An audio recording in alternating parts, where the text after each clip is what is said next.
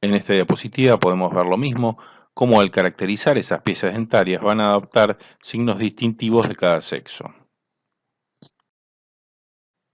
Y este es un ejemplo de un articulado dentario con características femeninas, en donde podemos ver las piezas dentarias con ángulos redondeados, bien delicados, y en el articulado vemos cómo el incisivo lateral se coloca por delante del incisivo central, tomando más prominencia que el mismo, y los caninos tienen un papel normal sin resaltar demasiado en ese articulado. Este es un articulado dentario con características masculinas, en donde podemos ver las piezas dentarias con desgastes, ángulos marcados, incluso se le notan los cuellos de esas piezas dentarias. El articulado se realiza variando los ejes longitudinales, el incisivo central adopta un papel prominente, al igual que el canino, e incluso se puede colocar en el articulado un incisivo central sobre otro. Otro de los factores a tener en cuenta es la edad del paciente, y en base a eso las piezas dentarias y el articulado dentario en general va a adoptar distintas características. En pacientes jóvenes las piezas dentarias tienen colores más claros y uniformes. En cambio, en pacientes adultos se tiende a tener colores más oscuros y variados incluso en una misma pieza dentaria. Se puede caracterizar el articulado colocando obturaciones si es un paciente adulto, aunque es una característica poco utilizada. La presencia de diastemas, una línea incisal recta, una encía retraída, dejando a la vista el cuello de las piezas dentarias o una papila interdental disminuida, también son características de un articulado dentario en un paciente adulto.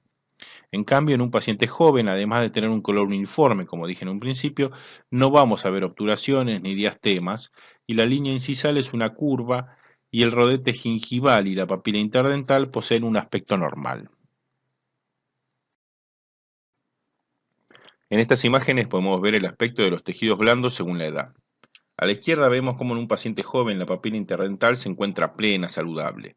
En cambio, en un paciente adulto está totalmente retraída, observándose incluso como aspectos vacíos entre las piezas dentarias. En la imagen de la derecha podemos observar cómo el rodete gingival se retrae con el pasar de los años, dejando expuesto el cuello o parte de la raíz de la pieza dentaria. Otra característica clásica en pacientes mayores es la aparición de diastemas, causados por migraciones dentarias que son consecuencia de la enfermedad periodontal o maloclusión. Al realizar el articulado dentario se pueden variar los ejes longitudinales de las piezas dentarias para otorgarle un aspecto diferente, haciéndolos más o menos notorios. Al realizar el articulado dentario hay que tener en cuenta que además de esta aparición de diastemas y desgastes en el maxilar superior, es típico que se presenten en el sector antero-inferior desgastes y rotaciones de los ejes longitudinales de las piezas dentarias, causando apiñamiento y superposición de las mismas. Por último nos queda el factor personalidad.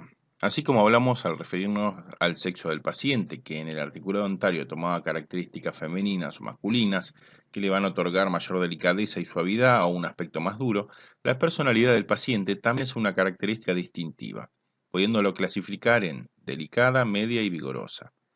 En el ejemplo que vemos en estas imágenes, si bien es un paciente masculino, observamos cómo adquiere características femeninas en el articulado de la izquierda, siendo más delicado con piezas dentarias redondeadas y la curva de la sonrisa bien marcada.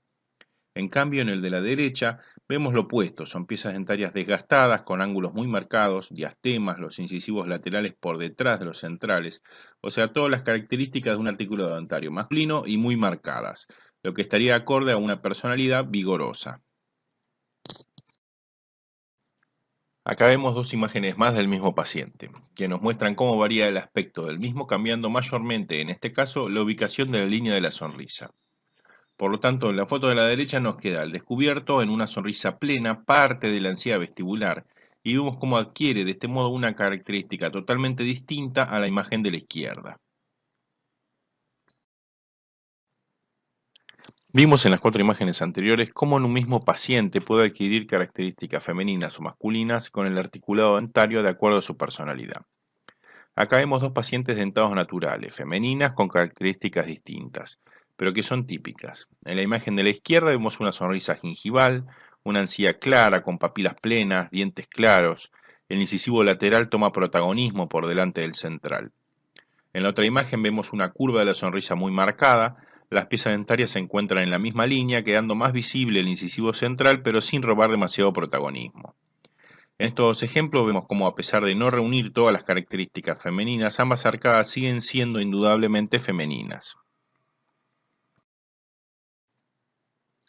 Hasta acá hablamos de estética, centrándonos en las piezas anteriores, pero la prótesis no solo da estética, sino que además debe funcionar.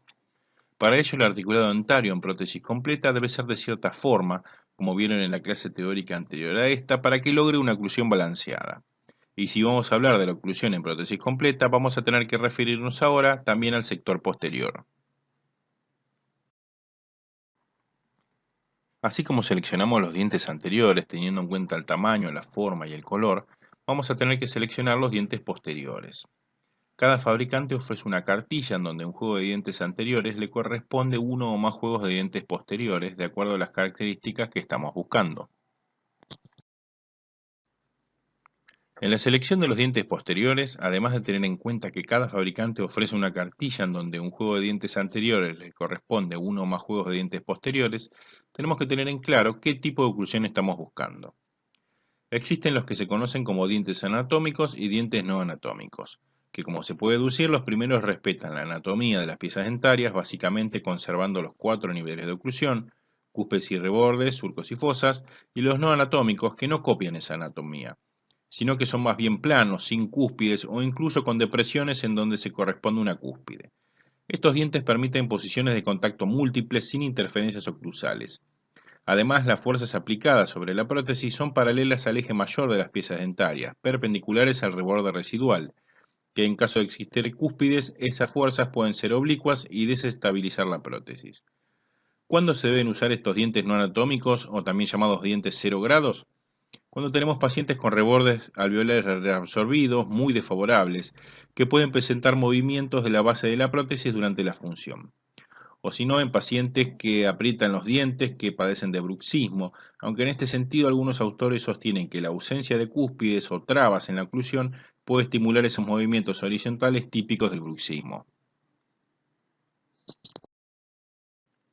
Como vimos en esta clase, en el articulado dentario para una prótesis completa se debe determinar primero qué tipo de paciente tenemos, analizar sus características, prótesis previas o su dentadura natural si es que nos provee algún tipo de material fotográfico y adecuarlo obviamente a la edad actual del paciente.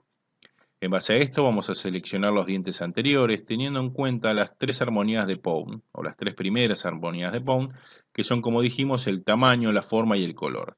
Y luego van a ser alineados en cierta forma basándose en lo que dijimos que se conoce como procedimiento dentogenético, que va a tener en cuenta 3 factores, que son el sexo, la personalidad y la edad del paciente, ofreciéndole características distintivas a cada articulado.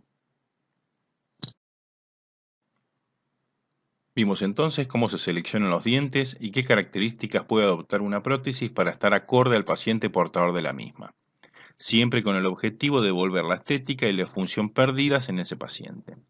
En la siguiente clase van a aprender la secuencia con la que se realiza el articulado dentario propiamente dicho.